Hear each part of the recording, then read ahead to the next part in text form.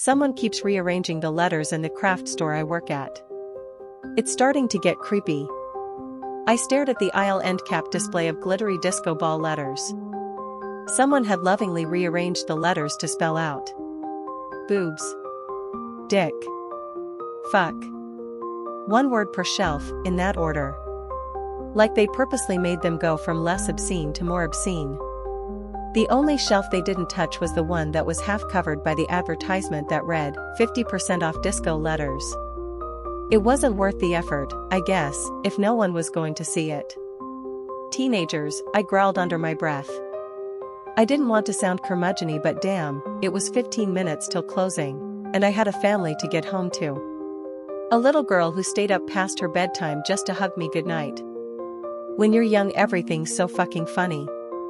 They never think of the consequences. I rearranged the letters, grumbling all the while. Then I walked away, muttering curses to myself, pushing the dust mop over the aisle floor. I was the only one in the store, and this had to get done before I closed up, or I'd be yelled at.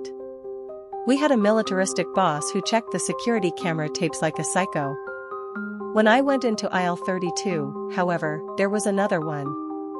Flaccid. Okay. I had to give them points for creativity on this one. We'd mostly sold out of these oversized gold party letters. There were only 10 left. It took a lot of creativity to form an obscene word out of 10 letters. Kudos, honestly. I re-scrambled the letters and continued through the store. When I got to aisle 44, however, where we keep the wooden paintables, like birdhouses and the like, someone had rearranged the wooden letters into words. Just one word. Not obscene. Help. I froze, staring at the letters. Well, that was disconcerting. That had to be another joke, right? Trying to give someone a scare. Well, they succeeded. I glanced around the store, and even crouched to check the space under the aisle shelves. No one was there, of course. I stood back up and continued pushing the dust mop. 9:03, fuck. I had to hurry it up and close up. I went on mopping through the aisles as quickly as I could. When I got to the baking aisle, and my eyes fell on the cookie cutter letters, I knew there was going to be another word or message waiting. And there was. The cookie cutters had been balanced upright, reading. Watching you. All the blood drained out of my face. Shut up, I told myself, pushing the mop faster. It's just a bunch of teenagers trying to scare people. Obscenities and creepy messages. This screams of 14-year-old boys who watched a horror movie once. Except. What if it was two different people? The thought lingered in my brain. It was a Friday, one of our busiest days. Close to 100 people had probably been in the store over the whole day. I hadn't been in the baking aisle since yesterday's cleaning. What if these messages are real? What if someone is watching you? I thought of one of our regulars, a guy in his 60s. White hair, roving eyes, thin frame. I always thought it was a little weird that he came in so often. I mean, I think it's amazing when guys craft, but he just stuck out like a sore thumb among the older ladies and the families. Especially because he seemed to buy such varied stuff, clay one day and paint by numbers the next, rather than sticking with one niche hobby. What if he'd been coming here so often, because of me? He was always overly friendly. His gaze lingering sometimes glancing down. I ran to the storage closet and threw the dust mop in. Got my keys and purse, headed towards the front door to lock up. But as I hurried down the aisle, something caught my eye.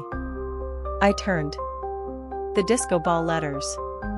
They'd been rearranged. Instead of obscenities, or random gibberish, they now read. Better. Run. Time seemed to stop. My heart dropped to the ground. Someone else is in the store.